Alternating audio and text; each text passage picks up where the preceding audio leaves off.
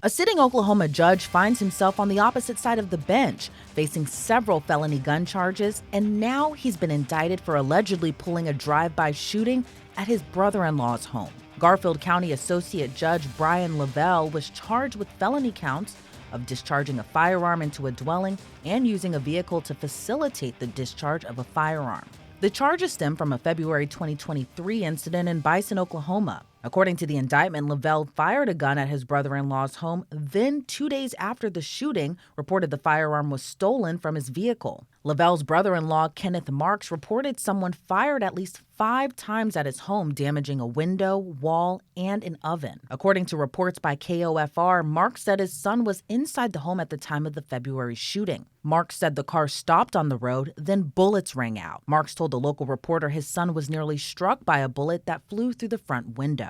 It's unclear what prompted Lovell to allegedly shoot at his brother-in-law's home, but his brother-in-law did tell the local outlet their relationship was strained and they hadn't spoken for 10 to 15 years. But the drive-by incident isn't Lovell's only brush with the law.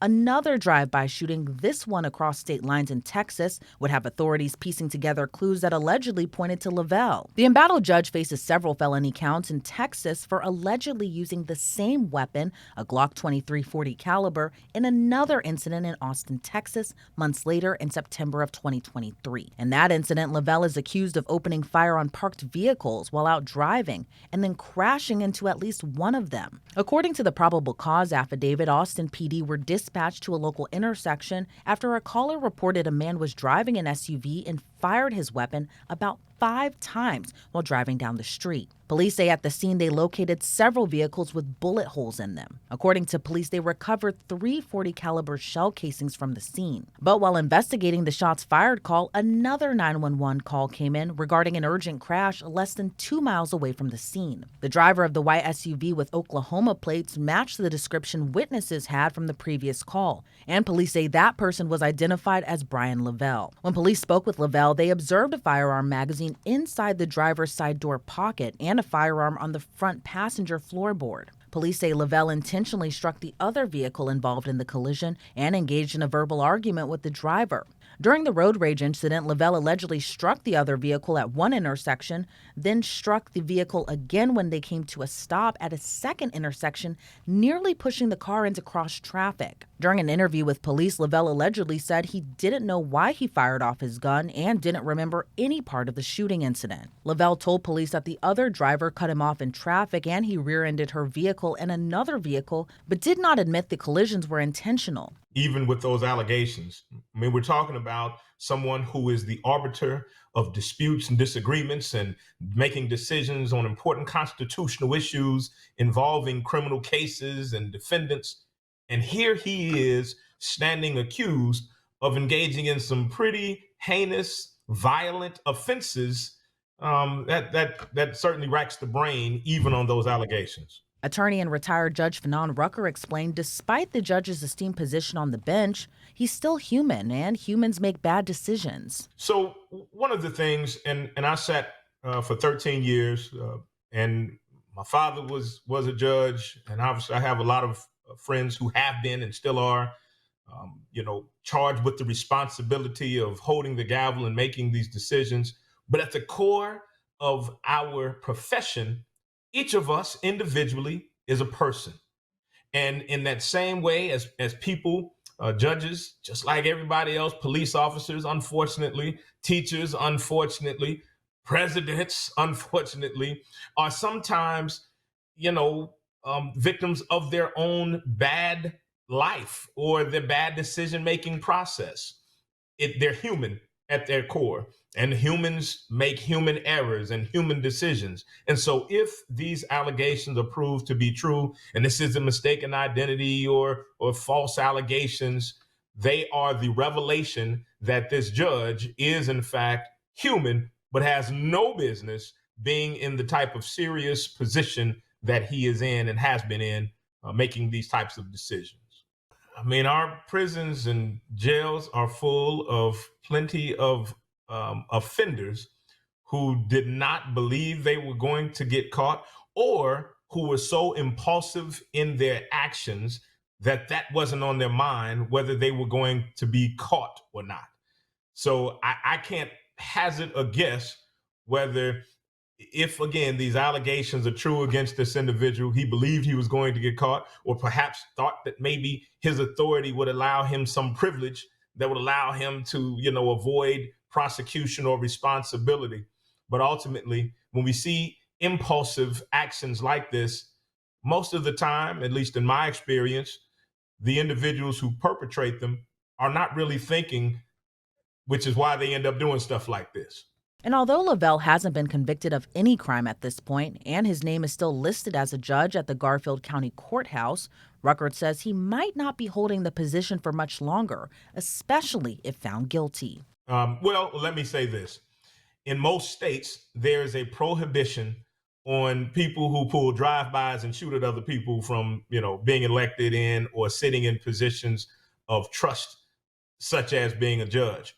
Now, I don't know the specific rules in that particular jurisdiction, but I'd be incredibly surprised if they allowed someone convicted of an offense like this to actually subsequently be able to serve, because he's got two bodies that he's got to deal with. One, of course, is the Judicial Grievance Committee, who will review his actions as a judge, and then separately, his fitness to practice law even as an attorney, that could subsequently allow him to practice law and run again or be appointed or something like that. That separate body would then be an oversight, in a position of oversight, to determine whether or not, again, he is fit to either practice law or certainly to serve in that capacity. So what would it look like in the courtroom to try a case with a judge as a defendant? Ruckert says the defense could go for the mistaken identity defense, whereas the prosecution would tackle the physical evidence. Yeah, what I would suspect that his attorney is going to do, and I saw where his attorney is saying at this point, at least one of the charges, that there's not enough evidence to establish by proof beyond a reasonable doubt that he committed the offense. What his attorney should be doing, and what we most likely will see, is attacking the veracity of the stories. What is the evidence? Who are the witnesses? What motive may these witnesses have to attack or to lay a story on him that's not true? Where's the physical evidence linking him to these?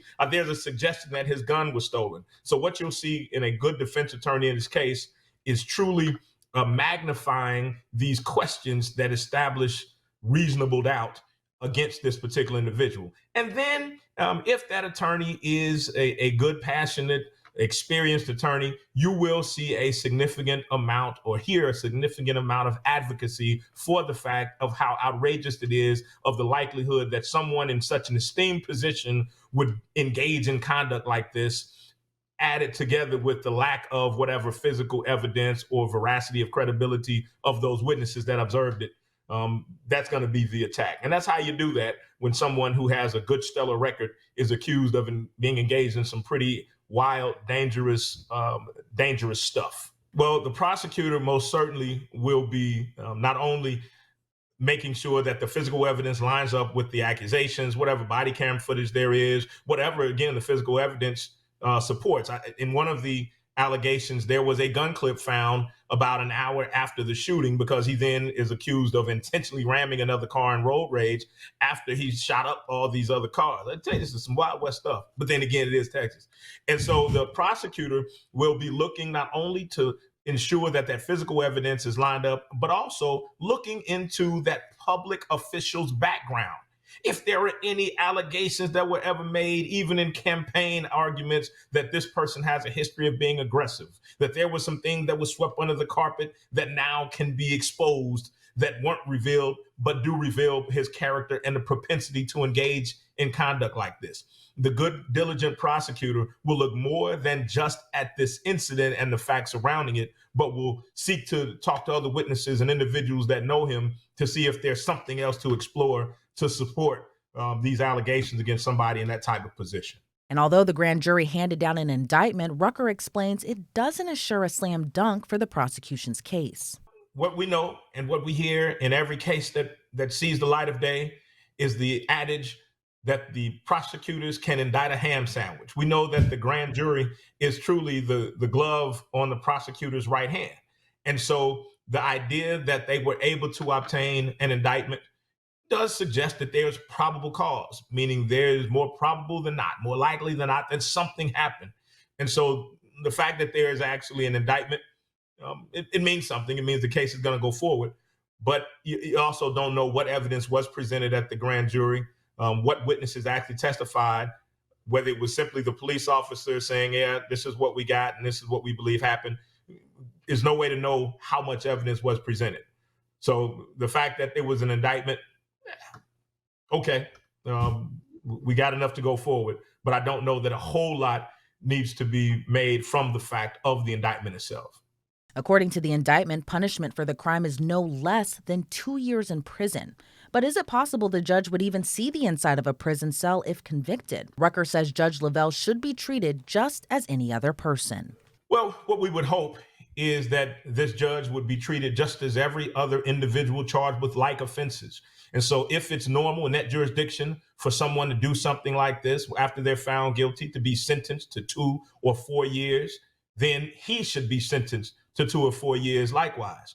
If, however, he is acquitted, then he should be afforded, just like every other person who is found not guilty or acquitted of the charges against them, should be afforded the same consideration of the restoration of their full rights and privileges as they had before he was charged in this offense. But do I think that his position as a judge will ultimately have some impact on the possibility of him serving some lengthy sentence or even be convicted?